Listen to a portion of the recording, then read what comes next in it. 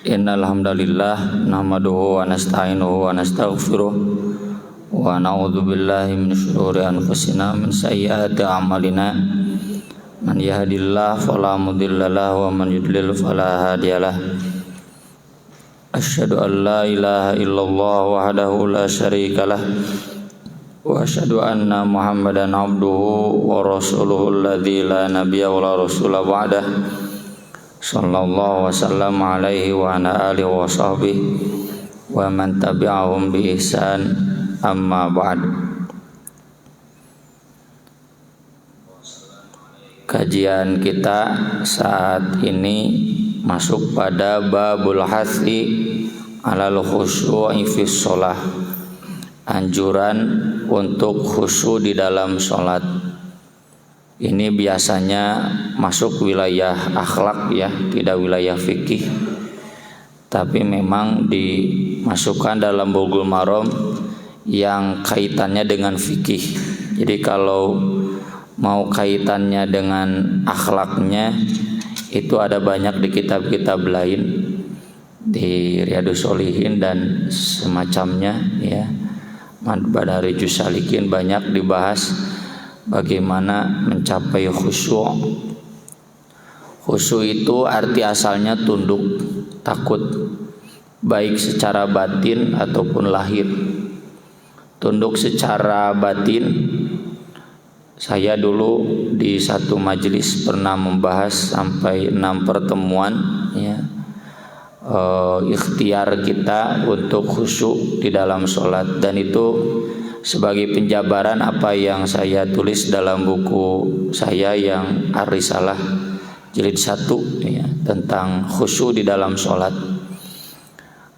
Intinya adalah bagaimana kita meningkatkan kualitas zikir.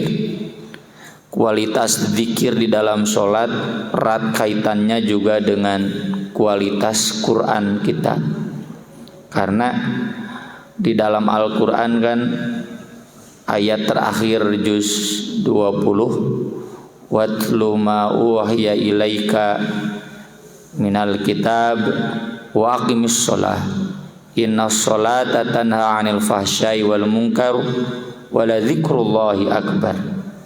Dalam ayat yang lain, aqimis sholata li dzikri, kata Allah kepada Nabi Musa ya. Salat itu untuk zikir, dan dikir solat itu dikir yang paling agung. Agar dikir solat itu paling agung, maka harus dipadukan antara solat dengan membaca Al-Quran ya. Orang yang sudah biasa membaca Al-Quran di dalam solat, apalagi bacaannya sampai tayassara, faqra'u ma tayassara minal Qur'an.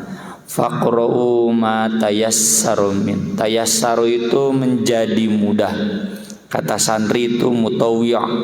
Mutawwi' itu akibat.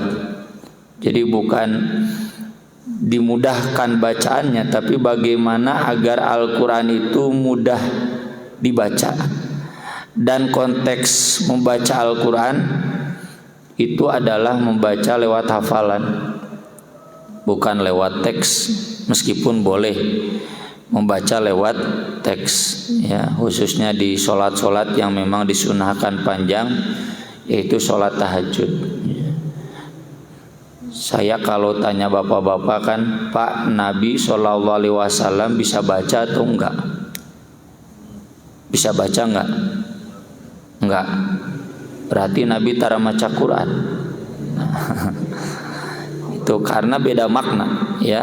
Baca yang kita fahami kan baca begini, tapi baca Quran itu baca di luar begini ya. Baca Quran itu baca lewat hafalan ya.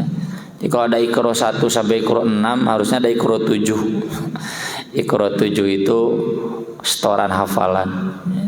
Nah ini hafalan Quran itu agar bisa tayassara, Itu kan di surat Al-Muzammil ya. Inna rabbaka ya'lamu annaka taqumu adna min thulutsayil lail wa nisfahu wa thulutsahu wa ta'ifatun minal ladzina ma'ak. 2/3 malam, setengah malam, 1/3 malam. 2/3 jauh teuing, setengah malam jauh teuing. Iyalah seperti lu ya. Berarti lu itu sekitar 2 jam. Atau kalau kita merujuk hadis, yang dimaksud sholat 1/3 malam itu membaca Quran dalam 1 bulan. Baca Quran 1 bulan itu berarti 1 malamnya 1 juz. Bukan one day 1 juz, tapi one night 1 juz ya. Dan itu hanya ditinggalkan itu ketika alimallahu allam tusu fatabalaikum wa akharuna yadribuna fil ard yabtaghuna min fadlillah wa akharuna yuqatiluna fi sabilillah ya. Oh, sebelumnya kelewat alima ang sayakunu minkum mardo. Kalau sakit ya tidak sampai 1 juz itu. Kalau sedang safar ya dribuna fil ardi itu seperti Nabi ke Syam, Nabi ke Yaman. Men kita ya minimal ke Garut ya, ke Cianjur capek. Atau yuqatiluna fi sabilillah, sedang perang ya, sedang sibuk perang jihad.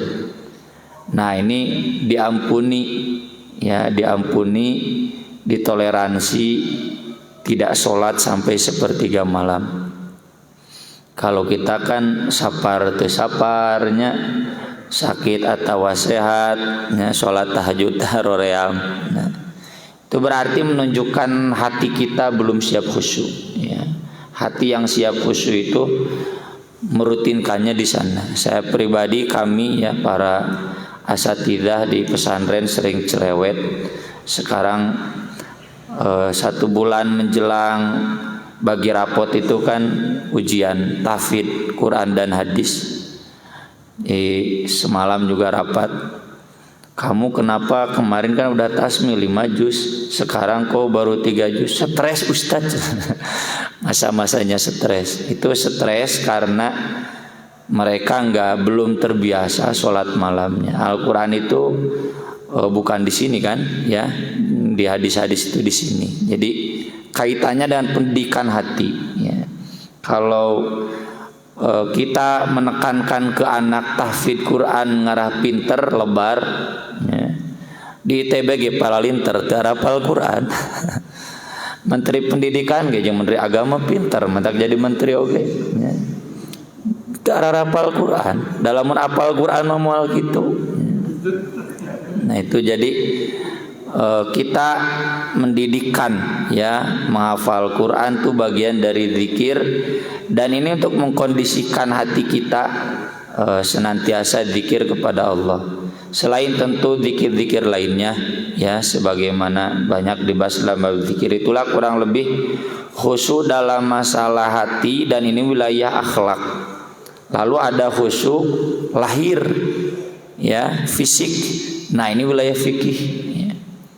Kenapa Ibnu Hajar di sini menyebutkannya anjuran? Karena memang secara umum ini hukumnya sunat, tidak sampai wajib. Yang kalau dilanggar tidak sampai batal sholatnya ya. Di beberapa, tapi beberapa ada yang sampai batal. Hadis yang pertama di kitab saya di HP nomor 236, an Abi Hurairah radhiyallahu an qala naha Rasulullah sallallahu alaihi wasallam an yusalliyar rajulu mukhtashiran. Rasulullah sallallahu alaihi wasallam melarang seseorang salat sambil melak cangkeng ya, tolak pinggang. Wa ma'nahu, maknanya an yaj'ala yadahu ala khosiratihi, dia menempatkan tangannya di pinggangnya begini. Sok, jangankan sedang sholat Pak, Bapak berdiri sambil begini, ya khusyuk ya, balaga kan ya. Jadi jauh dari kesan khusyuk, ya nggak boleh. Dan nanti dijelaskan dalam bab sifat sholat harus di atas dada. Sok santri juga atau siswa kan rapi itu kan sidakep, ya sidakep, sedekap. Itu menunjukkan kehusuan, menunjukkan khidmat. Ya.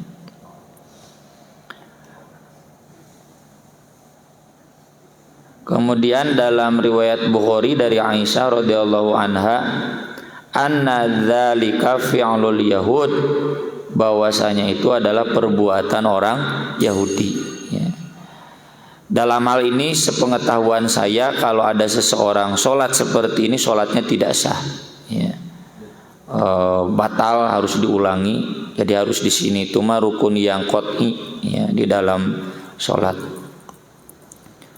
Kemudian yang kedua, hadis ketiga ya dari Anas bin Malik radhiyallahu anna Rasulullah sallallahu alaihi wasallam maqal, idza quddimal asya, apabila sudah dihidangkan makan malam, fabda'u bihi, maka mulailah dengan makan, qabla an tusallul maghrib, sebelum kalian sholat maghrib. Dalam riwayat lain, tusallu salatal maghrib wala ta'jalu inda asyaikum, sholatlah kalian sholat maghrib dan tidak perlu tergesa-gesa ketika makan malamnya, tenang saja, ya. Tapi kalau kita telusuri hadis-hadis yang lain, ini dalam riwayat lain dan ada di website yang kami bina, ya, di At-Taubah Institute, tentang rukhsah tidak ikut sholat berjamaah. Ada 10 poin kurang lebih. Nah, hadis ini bagi orang yang siangnya lelah atau saum, ya, dan dia sudah memang lapar. Jadi maksudnya nggak boleh kita sholat dalam keadaan lapar. Kalau kita sholat dalam keadaan lapar, ini makruh. Sholatnya sah, tapi makruh, nggak boleh. Dan ini jangan dijadikan dalil bahwa, ya, untuk setiap waktu sholat itu harus kalah oleh makan. Utamanya duhur, maghrib atau isya. Nah cenah si bapak eta mah duhur teh tara berjamaah ka masjid. Pan dina dalilna ge dahulukan makan. Tiap hari begitu, tentu ini tidak sunnah, ya. Bahkan kalau kita lihat hadis Nabi di dalam riwayat Bukhari Muslim, ketika Nabi ditanya makana yasnaun Nabi sallallahu alaihi wasallam fi ahli, kepada Aisyah, bagaimana sih Nabi sehari-harinya di keluarganya? Kata Aisyah kan, kana fi mihnati ahli, beliau itu berbakti di rumah sebagaimana kalian. Disebutkan dalam riwayat lain, ngalacai, memerah susu, ya, menyembelih, kemudian memetik kurma, kadang menjahit baju. Jadi pekerjaan-pekerjaan rumah beliau lakukan. Tapi faidha hadaratis sholah, kalau datang waktu sholat adzan, meski beliau sedang makan, wado asikin, beliau meletakkan pisaunya, pisau dagingnya, lalu beliau sholat. Oh, jadi ini dalil-dalil yang seperti ini harus dipadukan. Nih fikihnya, maksud hadis ini jangan sholat ketika lapar. Laparnya yang lapar kelaparan, lapar pisan. Hari lapar karena belum makan mah, ya, gak usah. Ini persis pernah saya alami ketika saya jam 5 pulang dari Padalarang, dari Ranca Bali, ya, jam 5. Biasa naik bus sampai Pasir Koja setengah 6 atau jam 6 kurang seperempat. Maghribnya jam 6 kan. Ini entah gimana ya, bus hiba utama teh di tol teh mogok. Jabah hujan gede, jabah hari Kamis, ya. Saya sedang saum, jabat tuh mau cai, wah banyak jabannya.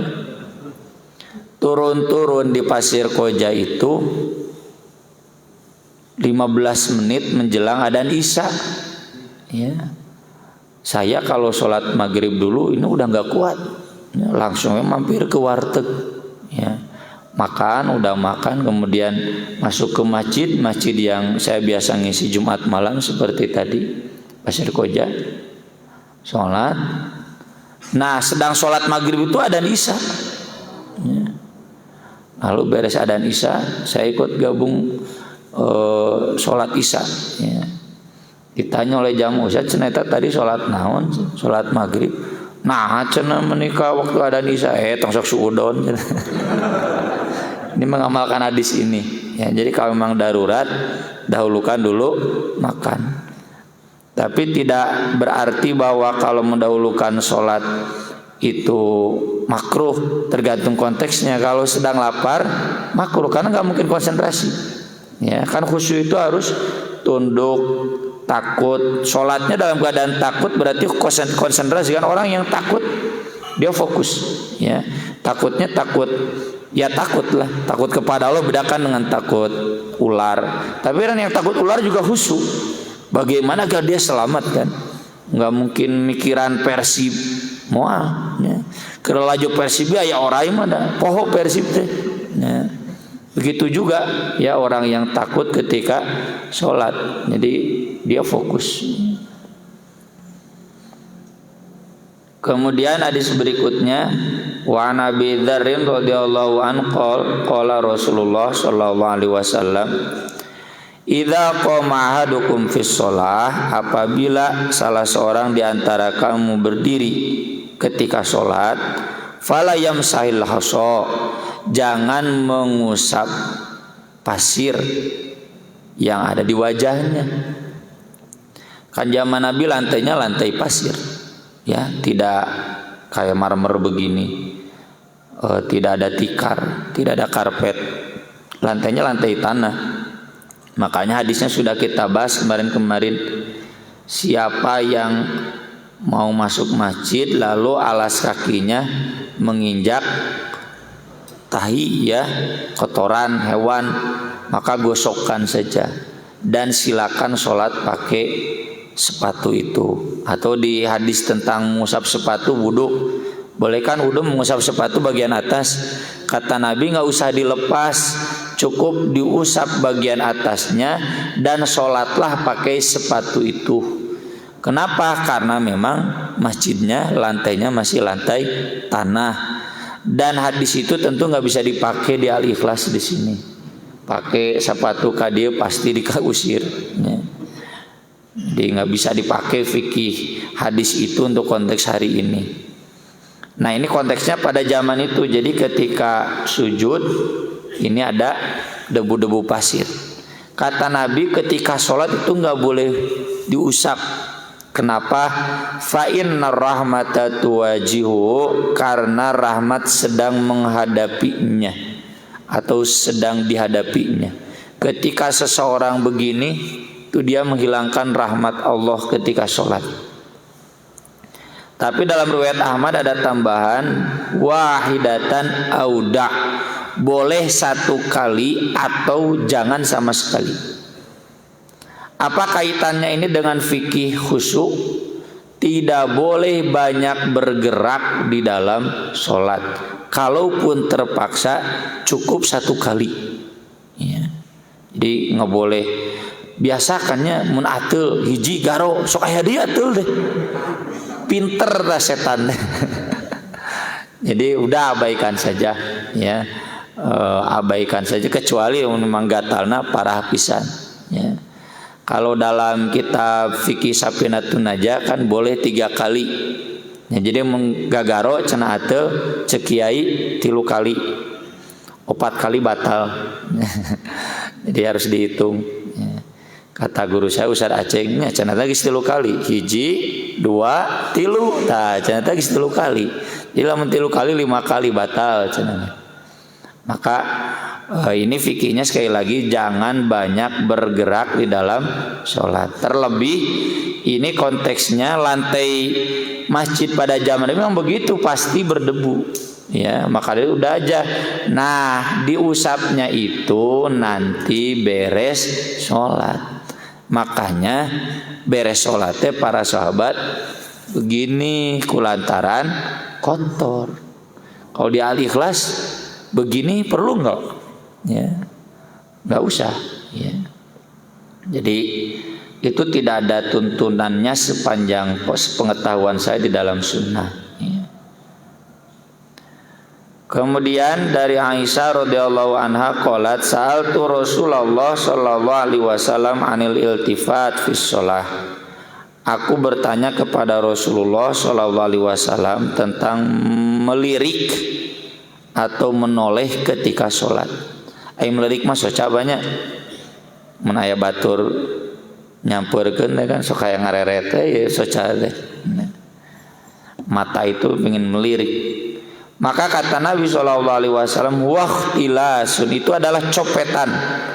Yahtalisuhu syaiton min sholatil abdi, yang dicopet oleh setan dari sholat seorang hamba.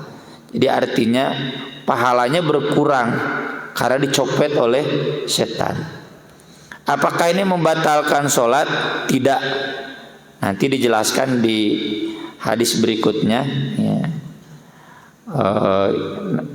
Di beberapa hadis berikutnya. Ini riwayat Tirmidzi, kemudian dari Anas disohikan oleh Imam Tirmidzi, iyyaka wal iltifat fis shalah, jauhi oleh kamu menoleh di dalam sholat, fa innahu halakatun, karena itu membinasakan. Fa in kana la budda, jika memang terdesak, fafit atau di dalam sholat sunat tidak jadi soal. Ya. Para ulama menjelaskan bahwa yang dimaksud menoleh di sini tentu menoleh yang sia-sia. Hayang we ngalieu teh. Itu enggak boleh, ya. Apakah kemudian sholatnya batal? Kalau memang disengaja ya pasti batal. Tapi kalau ada gangguan atau sesuatu itu tidak batal, ya. Misalkan kita sholat bawa anak-anak, ya, anaknya 2 tahun kan, wah lompatan, lalu terdengar suara bruk gitu kan, otomatis ya khawatir katini ku meja kunaon gitu, melirik kan jadi soal, ya. Karena ada kaitannya di dalam sholat. Dalilnya sudah kita bahas dulu. Nabi ketika sholat menggendong cucunya, kan gak mungkin Nabi begini, ya pasti ada melirik bagaimana mengkondisikan gitu. Dan itu tidak membatalkan sholat selama masih kaitannya dengan sholat. Atau dalam Hadiyur Rasul, ya, atau Zadul Ma'ad, dijelaskan bahwa Rasul Shallallahu Alaihi Wasallam pernah sholat sambil melirik ke sebelah kanan. Kenapa? Ketika safar takut ada musuh yang datang dari sebelah sana, karena Nabi mengutus sahabat untuk berjaga di sana, ya. Jadi tak arah musuhnya dari sana. Begini saja, jadi waspada, ya. Kalau kaitannya untuk menjaga sholat, maka menoleh itu tidak membatalkan sholat. Tapi jika memang diharuskan, sebaiknya di dalam sholat sunat saja, ya. Di dalam sholat wajib tidak dianjurkan. Kemudian hadis Anas radhiyallahu an qala Rasulullah sallallahu alaihi wasallam, idza kana ahadukum fis shalah, apabila salah seorang di antara kalian sedang sholat, fa innahu yunaji rabbah, maka dia sedang bermunajat dengan Rabbnya. Munajat itu ngobrol berdua, rencepan, bobogohan, ya, munajat dari najwa. Najwa itu kan berbicara rahasia, ya, najwa. Naja yunaji, munajatan rabbahu, dengan Rabbnya. Fala yabzuqanna baina yadayhi wala an yamini, tidak boleh meludah ke depan dan ke kanan. Walakin an shimalihi tahta qadami, tapi hanya boleh ke sebelah kiri, itu pun ke bawah telapak kakinya.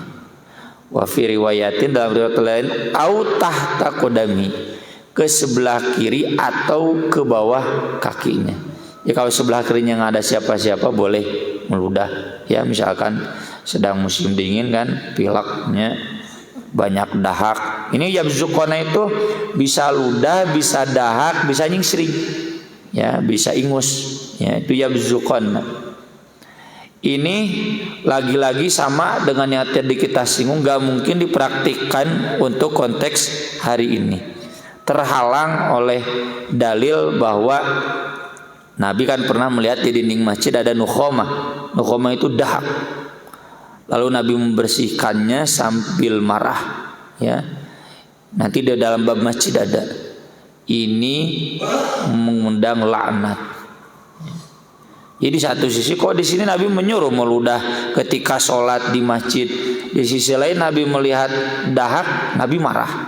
Nah berarti fikihnya itu karena zaman Nabi dulu lantainya lantai pasir, ya padang pasir. Jadi menyiduh ke bawah kaki digosok bisa, dan kakinya juga kan pakai alas kaki, jadi bisa.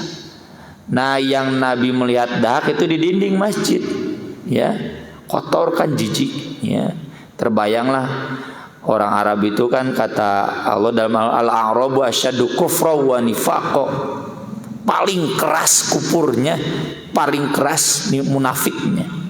Jadi kalau kita tahu misalkan ya satu kampung ini paling keras tabiatnya, nah orang Arab itu lebih keras lagi gitu. Jadi lebih keras, kurang beradab, ya. Mun aya di urang ini kurang beradab gara-gara ti sakola teu ngota ngampung pisan misalnya. Bukan berarti saya menghina orang kampung tidak beradab ya. Cuma misalkan seandainya dan seperti itu. Nah, orang Arab itu lebih begitu. Ya, makanya hadisnya pernah dibahas juga, datang ke masjid kecewer di masjid, ya. Kencing di masjid itu menunjukkan kekurang adaban, dan terbayang ya bagaimana Nabi mendidik mereka, ya, persis seperti yang kami rasakan mendidik santri di Sakan, di asrama, unggal poe unggal usik unggal menit, ya, nyarekan kumaha ngarah beres komo Sakan RG asrama laki-laki, wah ya bapak gamenya agak kurang kali pamaget banyak panah hese bisa di bapatan teh gitu. Nah Nabi itu juga begitu kurang lebih. Nah dengan fikih itu berarti nggak boleh intinya mengotori masjid. Maka hadis ini dalam konteks hari ini nggak bisa diamalkan meski di Masjidil Haram. Kalau begini bagaimana tuh? Keluar dulu meludah, atau kalau memungkinkan bawa tisu basah, ya, simpan nanti dibuang. Ya, kalau memang kita sedang merasa banyak ingus, banyak dahak yang harus dikeluarkan, takut mengganggu sholat kalau ditahan misalkan. Ini intinya adalah kita jangan sholat dalam keadaan menahan, mun bahasa Sunda usak ingsrek, ya. Jangankan oleh orangnya, sama kita mendengarnya juga jadi nggak khusyuk, ya. Saya kalau beres sholat, mohon maaf, ya beres ngimaman, saya tan usrak ingsrek. Picengar itu atuh cete gitu, najan sepuh atau gore udah biasa. Kajaman atuh cete itu para rugu nggak ada gini gitu. Cenah usah dan ujub bilang kok iya, pokoknya mah gimana lah sebelum sholat sok bersihkan dulu agar jangan mengganggu yang sholat. Sok dibalikin ku bapak-bapak udah usah cenah sholat nalam itu, para linter. Kemudian, nah ini yang tadi bahwa melirik ketika sholat itu tidak membatalkan sholat. Dalilnya dari Anas bin Malik. Anas bin Malik ini kan pembantu Nabi ya, jadi tahu aktivitas sholat Nabi di rumah. Kana kiramun li Aisyah radhiyallahu anha.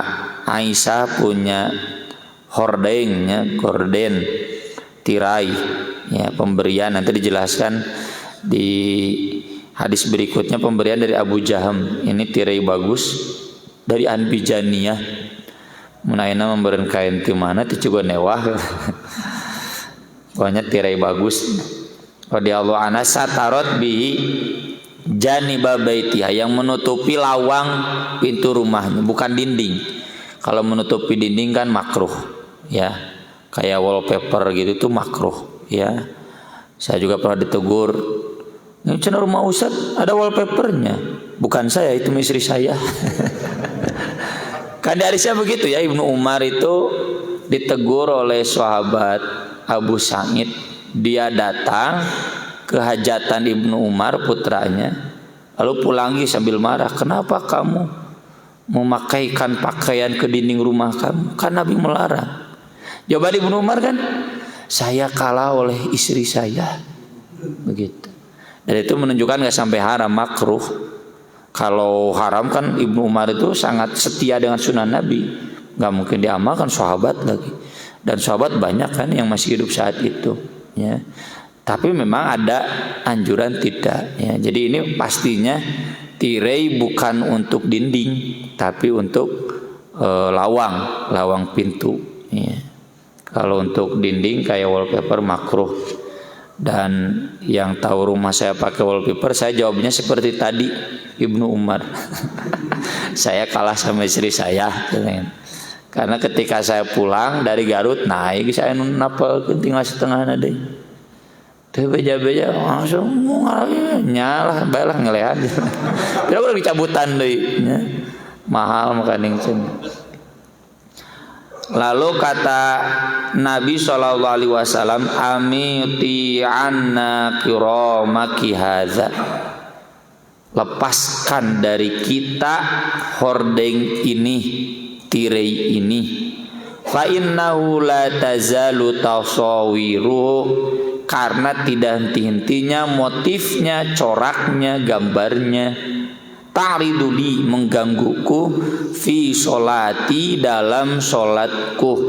Tapi ini nggak jadi dalil bahwa di rumah Rasul ada tirai bergambar makhluk hidup.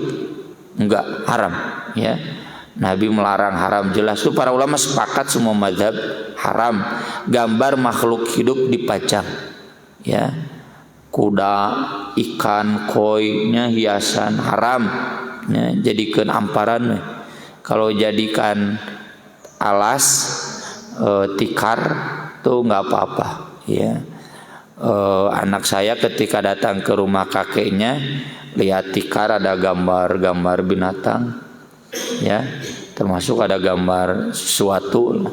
Aki yuk tekenging halam cenah gitu. Pan akhirnya ge ustad teu naon da ieu mah dicalikan. Ieu mah dicalikan. Yang enggak boleh itu memang dipajang buat hiasan. Jadi ini pastinya tasawiruhu, gambarnya bukan gambar makhluk hidup, gambar motif batik mungkin, ya, yang semacamnya.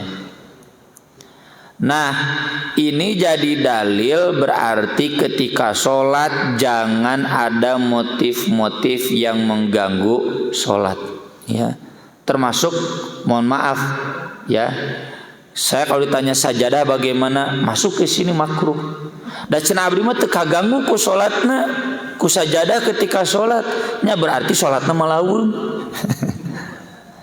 Tapi cenah da memang ini adanya benar, silakan. Kalau sampai batal enggak? Buktinya ini Nabi salatnya tidak diulangi. Ya, Nabi terganggu tapi Nabi tidak mengulangi. Ya, saya pribadi kalau datang ke masjid-masjid sajadah imamnya bermotif itu digulungkeun. Bahkan ada masjid-masjid yang tahu jadwal saya, misalkan khotib Jumat, jadwal saya sudah sholat sunat, langsung digulungkeun ku marbot teh, simpen di belakang mimbar, ya. Sudah ada yang tahu karena saya anti sajadah motif, ya. Pernah ada yang ngasih dulu di masjid saya yang ketika bujangan sajadah karpet banyak, anu aya gambar sakarpet tapi motif. Beliau mau pindah rumah ngasih hadiah ke masjid. Saya bilang gulungkeun, simpan ka luhur, jang kegiatan remaja. Saya cenah kieu daripada ngaganggu sholat gitu. Kalau enggak, nah ini dari berikutnya. Wattafaqu ala hadithiya fi qissati an bijaniya bijam wa fi fa inna alhadni fi shalah, ya, menggangguku dalam sholat. Nah ini kelanjutannya di dalam riwayat lain di catatan kaki di kitab saya ada idhabu bi khamisati hadila bijahmin wa tuni bi an bijaniya bijam, ya, bawa lagi ini ke Abu Jaham, ganti dengan yang tidak bermotif. Ya, siapun begitu. Satu kali itu bejakeun ka bapa nu merena jangan ngasih yang bermotif. Ya. Termasuk sarung, ya. Kalau memang terganggu, tapi saya pribadi karena belum menemukan sarung polos, ya. Nyasar tetangga kanu sarung. Batik. Kemarin hari Rabu saya lupa ke masjid pakai batik, ya. Pas datang, Pak Haji, teu sawios abdi nganggo batik. Henteu kunaon Ustaz? Sok aya jamaah nu cerewet gitu. Terganggu sunnahnya kan baju polos gitu ya. Batik mah jang kaondangan. Mengganggu sholat. Enggak, cenah Pak Ustaz di sini mah alhamdulillah. Oh iya kalau enggak mah asal sholat matung tanggah ningali batik. Jadi ini meskipun tirai di hadapan kan, tapi Nabi merasa terganggu, apalagi ini yang ada di bawah. Sebisa mungkin semua motif-motif yang bisa mengganggu pandangan, konsentrasi ketika sholat itu dihilangkan. Meski tadi sholatnya tidak menyebabkan tidak sah karena Nabi tidak mengulangi sholatnya. Selanjutnya dari Jabir bin Samurah radhiyallahu anhu qala Rasulullah sallallahu alaihi wasallam la yantahiyanna aqwam, daklah berhenti kaumun orang-orang yarfaun absarahum ila shalah, yang menengadahkan penglihatan mereka ke langit ketika sholat, aula tarju ilaihim, atau tidak kembali lagi itu penglihatan. Di zaman Nabi aya nu sholat teh kieu gitu, tangah enggak boleh. Kata Nabi munteu cenah mau balik deui, mau tungkul di tangah we terus. Artinya ini peringatan keras, ya. Enggak boleh dilakukan. Kalau dilakukan gimana? Kalau memang sengaja dia begini itu batal, harus balikan lagi karena Nabi keras peringatan. Kalau enggak balik lagi, terus tangah mau tunggul-tunggul di. Ini jadi dalil bahwa ketika sholat harus tunduk, ya. Nggak boleh melirik ke samping, nggak boleh ke atas, harus tungkul ke bawah. Kemudian hadis berikutnya dari Aisyah radhiyallahu anha qalat sami'tu Rasulullah sallallahu alaihi wasallam yaqul la sholata bi hadratit ta'am, tidak ada salat di hadapan makanan, wala wa huwa yudafi'ul akhbathan, dan tidak juga ketika dia terdesak oleh dua yang kotor. Maksudnya kencing atau kebelet, ya, mau BAB, buang air besar. Nggak boleh sholat dalam keadaan seperti itu. Bihadrati to'am, karena tentu mengganggu konsentrasi. Makanan jangan disimpan di depan, simpan di pinggir atau di belakang. Termasuk al-akhbathan, ya. Ini saya senang mau kencing tapi masih kuat nahan, ya nggak apa-apa. Kalau masih kuat nahan, ini yang sampai udah nggak bisa ditahan lagi, ya, jeung jeurieun naon, ya, itu nggak boleh. Batalkan saja sholatnya dan kemudian kencing dulu. Yang sering jadi pertanyaan, yang sudah penyakit kencing, saya sering jawab dah moal unggal menit atuh, ya. 5 menit sekali, nah buru berarti sholatnya jangan lebih lama dari 5 menit, saya bilang, ya. Jangan lebih lama dari 5 menit, langsung sholat. Kalau memang madorot, pakai pampers yang buat dewasa, ya. Jadi beres sholatnya tuh kudu lompat, ya, di sana saja, tapi jangan sholat sunat pakai pamper karena pasti najis. Kemudian hadis yang terakhir di bab ini, at-tathawum nasyaiton, menguap itu termasuk dari setan. Fa idza tathaba ahadukum falyaqdim mastata', apabila menguap salah seorang di antara kamu, huwai, tahanlah sekuat dia. Jadi nggak boleh dilepas, wah nggak boleh, ya, itu amal setan.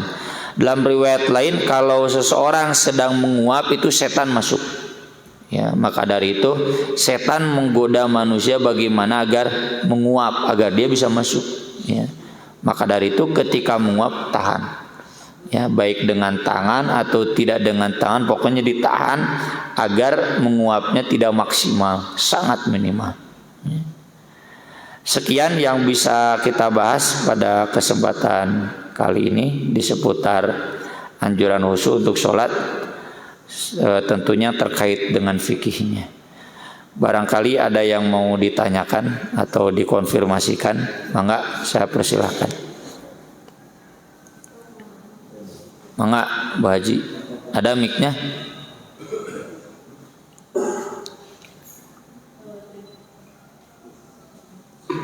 Ada Bu. Terima kasih Ustaz. Mohon izin bertanya, apa maksudnya as-salatu ala waqtiha? Apakah salat yang ngetem waktunya atau ada rentang waktu misalnya maghrib ya sampai jam 8? Terima kasih. Ala itu begini Bu, ini HP, ini ala nempel. Kalau fauko begini, ada jarak. Ala itu nempel. Ini nempel di waktunya. Makanya di Bulughul Maram Ibnu Hajar pilihnya bukan yang ala. Kalau ala riwayat Bukhari. Kalau di Bulughul Maram Ibnu Hajar pilih riwayat lain. Kalau nggak salah Ibnu Hibban, fi awali waktiha, di awal waktunya. Itu kan cina sekedar afdol, iya, tapi tidak kemudian menyebabkan menurunkan kewajiban jadi sunat. Contoh, ada kan hadis-hadis tentang afdolnya saum Ramadan, banyak kan? Apakah kemudian menyebabkan status saum Ramadan afdol tidak wajib? Ya, nggak wajib. Ya. Dan sholat di awal waktu berdasarkan dalil-dalil yang lain. Jelaskan fawailul lil musallin alladzina hum an sholatihim sahun. Sahun itu banyak makna, diantaranya waktu. Ya. Orang yang dia bisa sholat di awal waktu lalu sengaja tidak di awal waktu dengan berbagai dalih, itu celaka. Celaka artinya doraka. Ya, kalau dosa berarti haram. Ya. Begitu.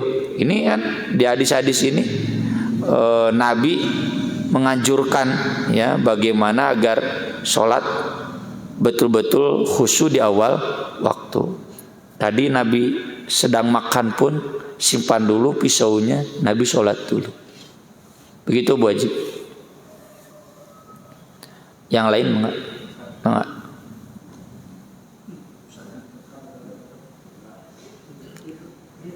Mangga pamang nunjuk ka dieu lah.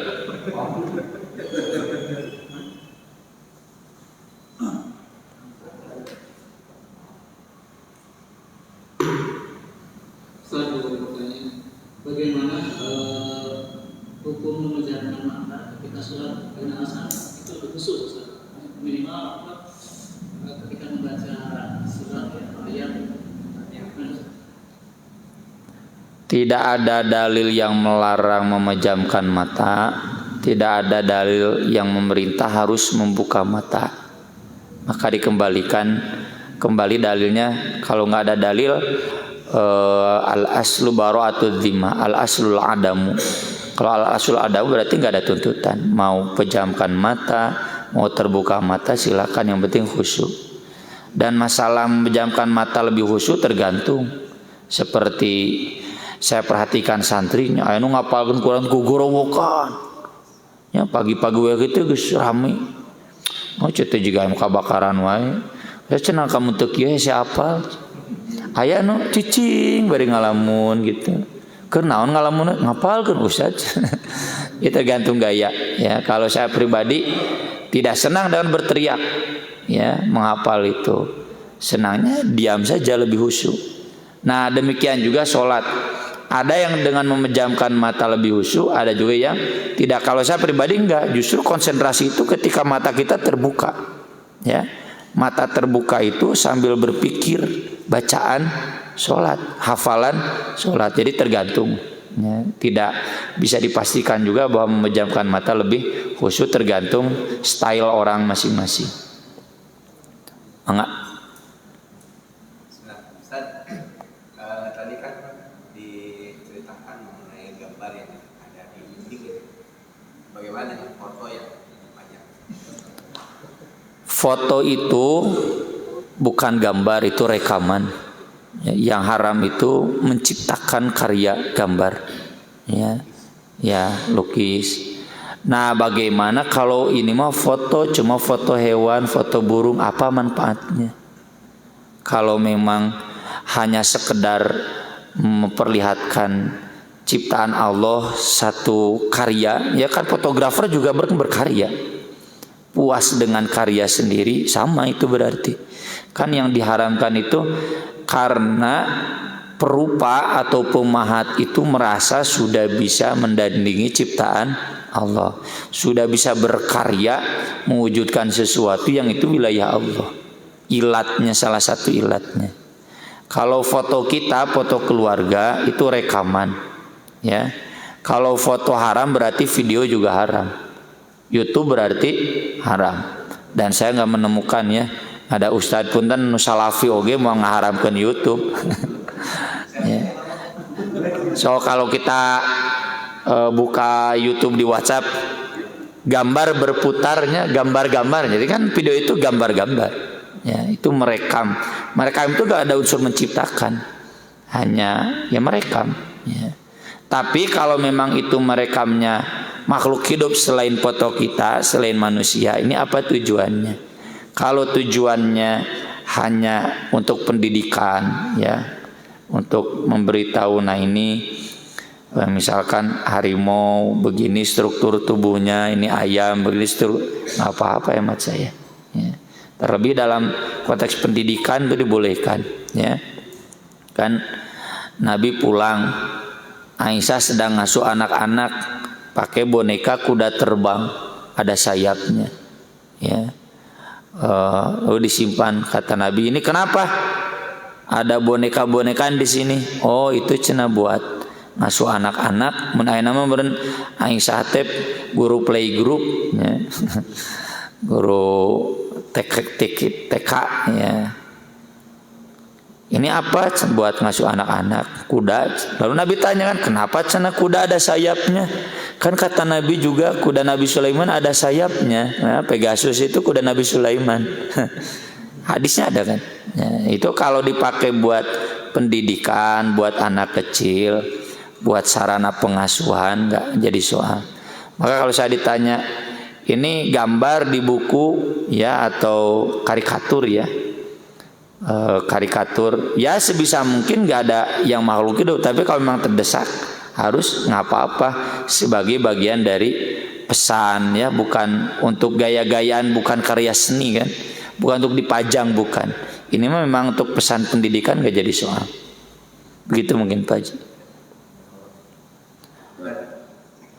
Mangga sebelah sana. Mik terkedah tarik mangga. Assalamualaikum warahmatullahi wabarakatuh. Waalaikumsalam. Untuk mencapai tingkat kehusyuan, Ustaz. Terus terang ya pribados itu. Salatnya lamun di talaan ukur menggugurkeun kewajiban sampamina gitu. Karena situasi dan kondisi, Ustaz. Oh istilahnya pribados pegawai kulit. Intinya lamun di pabrik di gudang waktu, Ustaz. Can oge akhilatul ihram geus telepon. Cik kumaha Ustaz supados istilahnya kahusyuan ieu teh minimal gitu tanya. Henteu gugur kewajiban ukur gitu. Sakitu Pak Ustaz. Assalamualaikum warahmatullahi wabarakatuh. Ya, kalau Bapak terus terang, saya juga harus terus terang ya. Masih mencapai, masih berusaha untuk meraih kehusuan. Cuma mungkin kadarnya yang berbeda, saya udah agak mendingan mungkin. Yaitu Pak Haji ya, kalau saya lihat kajian para ulama ya di kitab-kitab akhlak tentang kehusuan, itu kembali pada kondisi hati yang sudah nyaman dengan zikir. Nah, maka latihannya dengan banyak zikir ya. Zikir itu kan yang paling utama tadi Quran ya, menghafal Quran.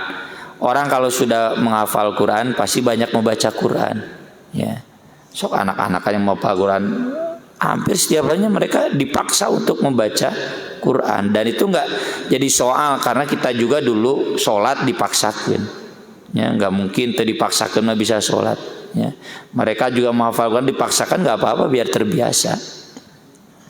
Yang kedua kan zikir itu lewat bacaan sehari-hari ya, masuk masjid, keluar masjid.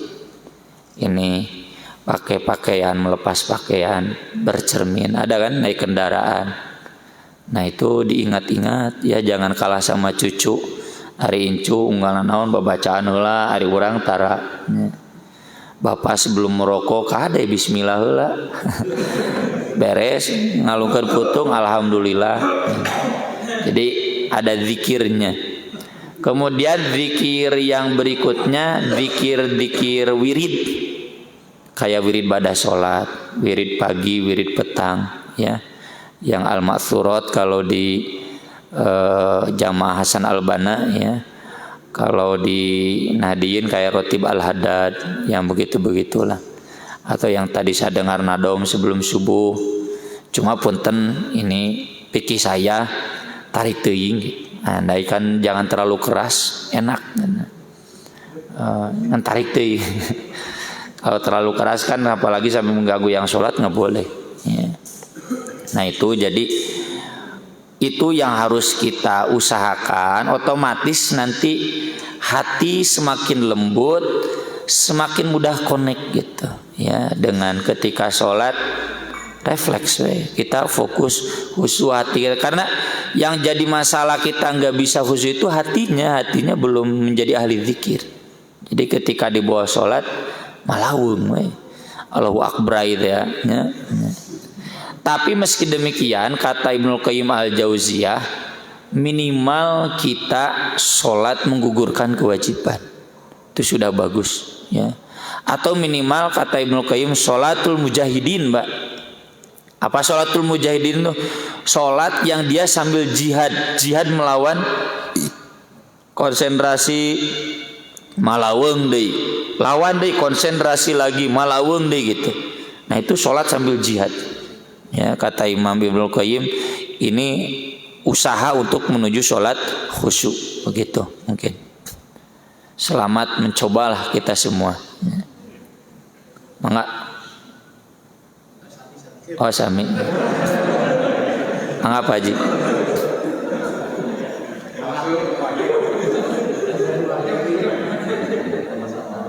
Mangga.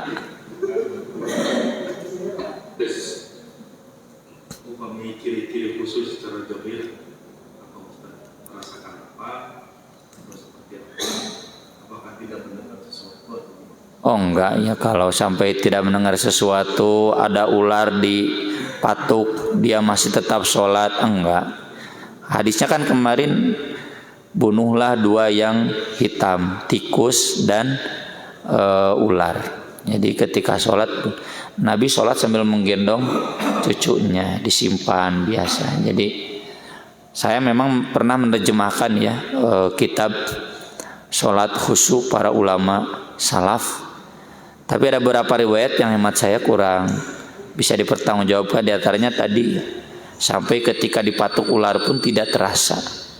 Asa kabina-bina gitu. Nabi juga nggak begitu kan. Nabi menganjurkan melayak warai mapayahan ya, meski sedang sholat. Apa rasanya secara fisik? Secara fisik tadi kita sholat tunduk. Ya, tunduk itu menunjukkan konsentrasi. Secara hati kita merasakan takut kepada Allah. Begitu saja. Saya kan tadi analogikannya orang keralajo Persib ujuk-ujuk misalkan aya ular, takut kan poh Persib tadi. Atau melihat sesuatu yang membahayakan pada anak atau cucu kan, kita langsung sigap. Nah itu khusyuk itu begitu. Jadi dengan menjadikan sholat sebagai satu-satunya yang dipentingkan. Ya ini memang jangankan kita nih, para ulama salaf saja ya, saya tulis di buku saya yang Ar-Risalah itu, tidak ada satu hal pun yang paling berat bagi kami kecuali berjihad menuju khusyuk sholat. Jadi kalau kita masih sangat susah, jangankan kita, para ulama pun susah. Ini mah rahasia bersama lah ya. Tapi minimal tadi kita ada kata Imam Ibnu Qayyim sholat wa jihad Ya, dalam sholatnya kita berjihad, berusaha, insya Allah. Dan ini puntennya bapak-bapak kan pencinta Persib ada ya. Cina mengelola jo Persib husut tuh. Khusus kan, konsentrasi gitu. Diajak ngobrol ku si ibu ge, Pak, hari kunci motor mana, Pak? Cina gitu. Gitu. Itu saking fokus ya, karena kita menikmati, karena kita sayang ini Persib, jadi tontonan bikin KBRS khusyuk, pohonan naon we. Kegiatan bahkan adan gitu kadengi. Parah itu mah. Mangga. Saya langsung aja. Kalau misalkan gini, seseorang berusia pada saat itu lagi sedang meningkat masalah libidonya, kemudian terbawa pada saat sholat, katingal itu kebayang tercampur aja istri gitu. Tidak Pak Haji ya, lamunan seksual ya tidak membatalkan sholat, asal kita tidak sampai keluar madhi. Pak Haji keluar madhi teh, kalau keluar madhi mah batal ya, harus wudu, harus dibersihkan madhinya. Keluar mani mah mal mungkin. Jadi kalau sampai keluar madhi batal sholatnya, kalau tidak sampai keluar madhi nggak batal sholat. Itu kita berjuang saja ya. Dan saya sarankan kalau itu memang dialami oleh Pak Haji harus tambah istri ya.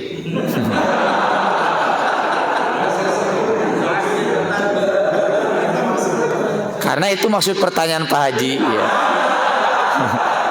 Agar ada fatwa resmi katanya.